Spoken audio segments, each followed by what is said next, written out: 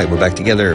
Let's go on with more questions. Every one of these questions gives me a half hour to talk, just to talk.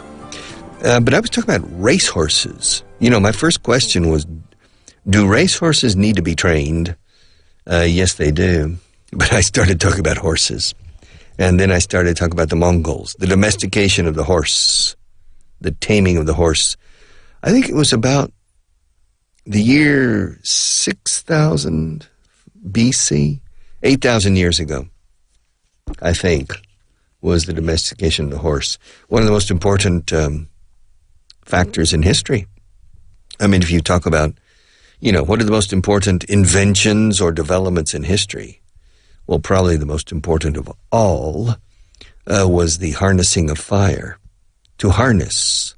Harness means un arnés, que lleva un animal o algo, arnés. Arnesear, o sea, no existe este verbo en español, pero en inglés sí, to harness means controlar, llegar a controlar. We need to harness nature, controlar la naturaleza. For example, when we build dams and power plants, hydroelectric power plants, las plantas hidráulicas de electricidad, we are using the power of Mother Nature, the water, and we're using the power of the power of water to move turbinas, and to generate electricity. So in a certain way, we are harnessing nature, to harness. And then slowly, more and more, we are, for better or for worse, some people are afraid that if we manage to harness nature too much, it will become detrimental and dangerous for mankind and for the world and for life in general.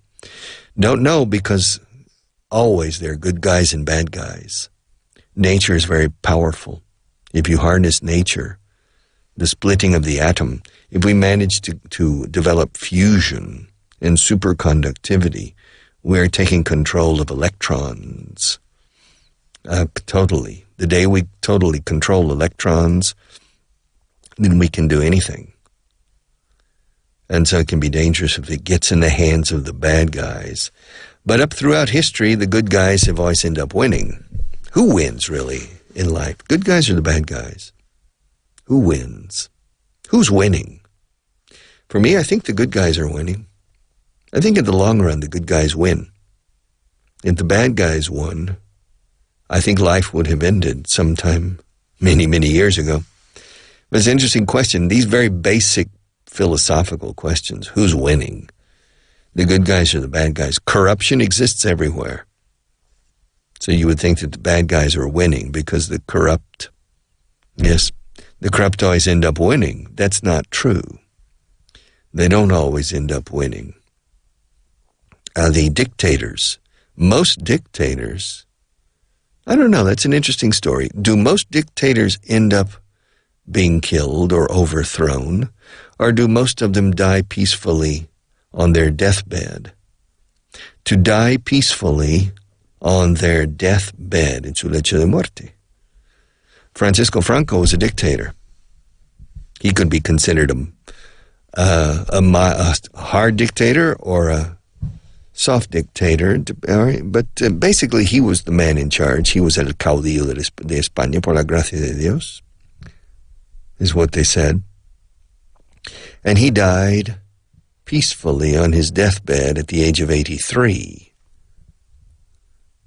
after 36 years running this country. So you could say he died, you know, that he didn't suffer the fact that he was a dictator. But for example, Ceausescu, the dictator of Romania, well, he was killed by the Romanians. Benito Mussolini, the dictator of the Italians during the 1920s, from about 1920, all the way to 1944, 45, he was killed by the Italians. He met an untimely death. Many dictators throughout history have met untimely deaths. The question would be what percentage? I mean, if you decide, or if I decide to become a dictator, What's the likelihood that we will meet with? Aquí con with o sin nos valen. What's the likelihood that I will meet with an untimely death? An untimely death means una muerte no natural. I will be killed. That's one of the dangers of becoming a dictator. That's one of the dangers of tyranny. Los tiranos y la tiranía.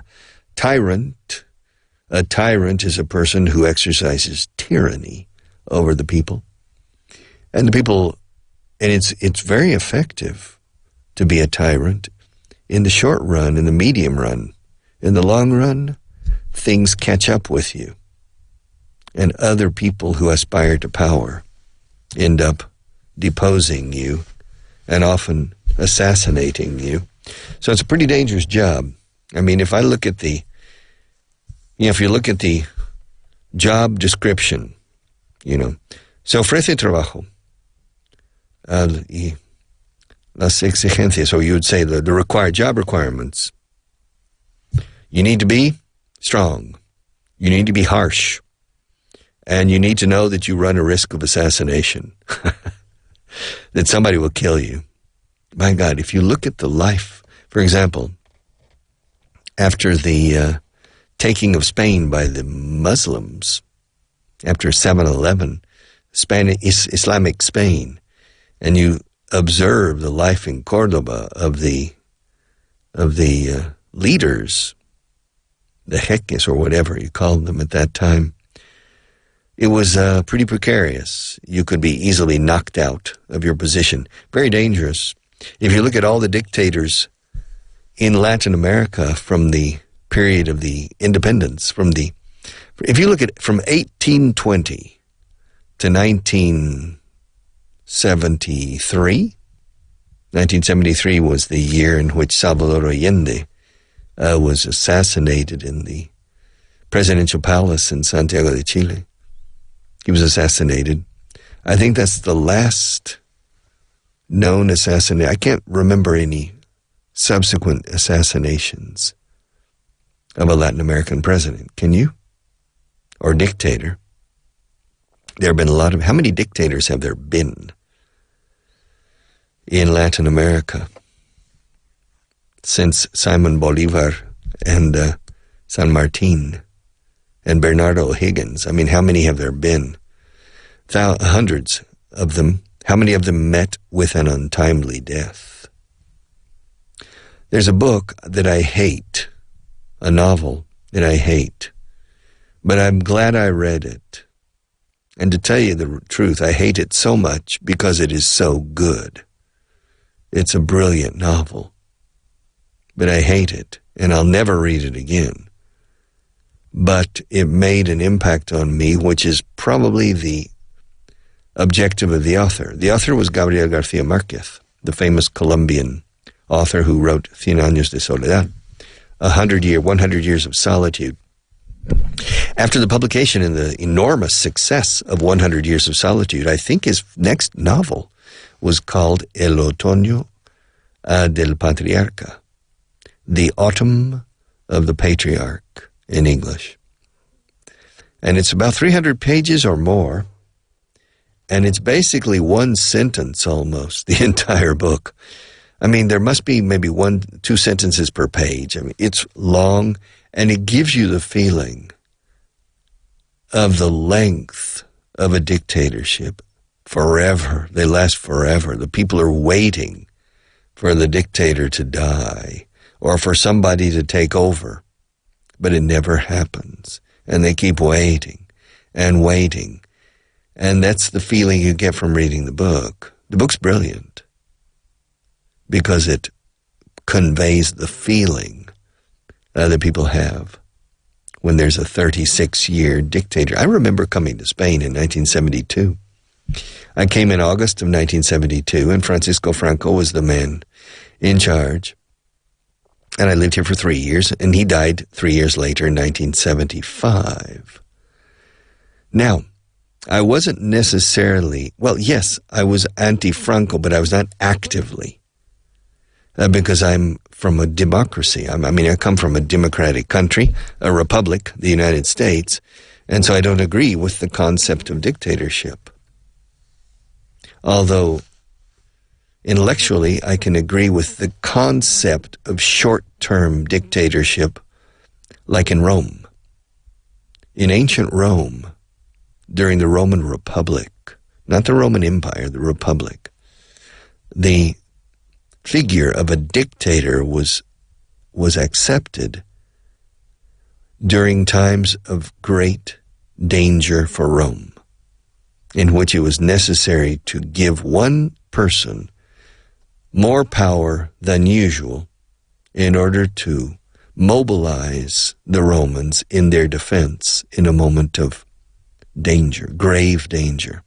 And that was the only justification, in which case the Roman Senate and the equestrian group handed over absolute power to a dictator. But it could be for 1 year only. They did this a little bit with Marius. Marius was not tribune, he was the leader of Rome on 7 different occasions. And when the Cimbrians from the north were invading Italy, they gave Marius almost dictatorial powers, although he was the consul together with another. But Julius Caesar took these powers himself when he crossed the Rubicon and entered Rome. And so he was not granted by the Roman Senate. A lot of the Roman Senate fled to what is today the Kosovo and Montenegro, and that area, and Macedonia, that area of the Balkan area of Europe. A dictator. But the traditional concept of dictator, we think of a person who takes over as a tyrant and imposes his will on the people. And in the long run, it never works. In the short run, you can do a lot of things. Francisco Franco. Well, Spain was a different case. I was not necessarily anti-Franco, but I was not pro, definitely not pro. I was neutral because I'm from a different country. I was living here as a foreigner and I was observing. Life was pretty easygoing back then. Pretty easygoing. People were they were waiting for him to die. I remember the different jokes about Franco in those last years because they were waiting for him to die. They say, al final de la carretera del Pardo está el tío vivo, where you're like an amusement park. But there were many more. And people were waiting. And I remember those 3 years seemed like 10, because I was waiting for him to die as well. Not because I was eager to see the transition. And the Spanish transition was, on the one hand, it was very well done. In fact, the Spanish transition is part of in the political science textbooks now at university level. They often use the Spanish example as an example of how to transition from an authoritarian regime to a democratic regime. And they use the Spanish example as a valid example. And in fact, the United States used more or less the Spanish example when they tried, partially successfully, but partially unsuccessfully, to transform Iraq after overthrowing Saddam Hussein. The transition to a democratic system, they followed to a certain extent, they followed the way that it was done in Spain, to elect a constitutional Congress with the mandate to create a constitution. And then once the constitution is ready, to vote on the constitution and then to have free elections. But Iraq is a different question. Iraq was a problem of Shiites and Sunnis and different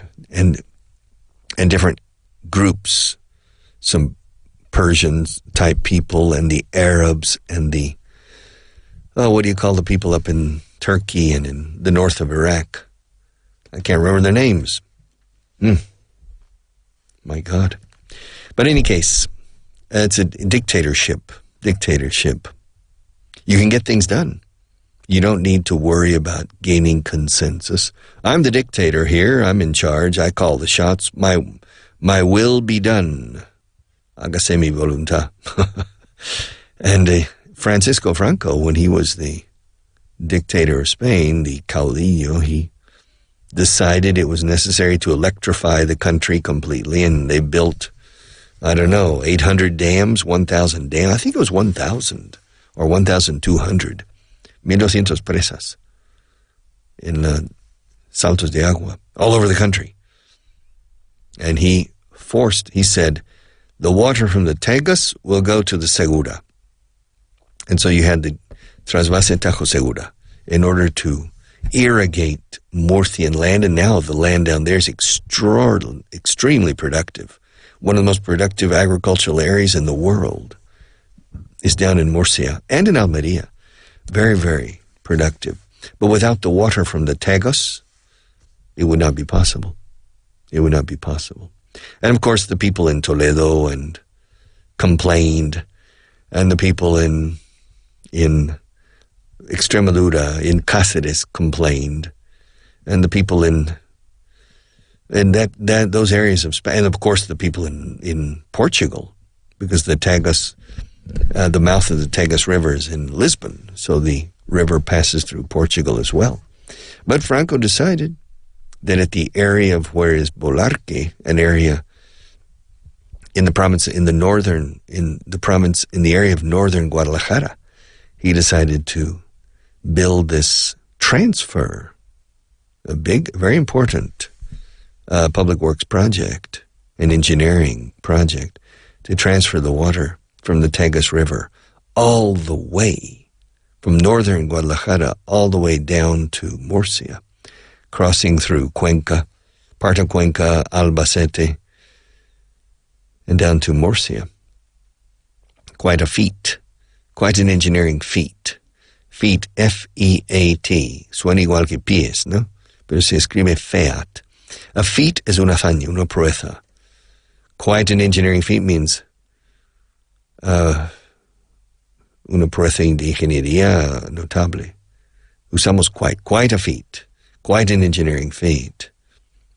And that would be almost impossible today. The government of Castilla-La Mancha would say, no way, we're not going to allow water from our river, and the people from Extremadura as well, we're not going to allow water from the Tagus River to be transferred to Murcia. There's very little solidarity between autonomous regions in Spain. And so, for example, if you look at the Ebro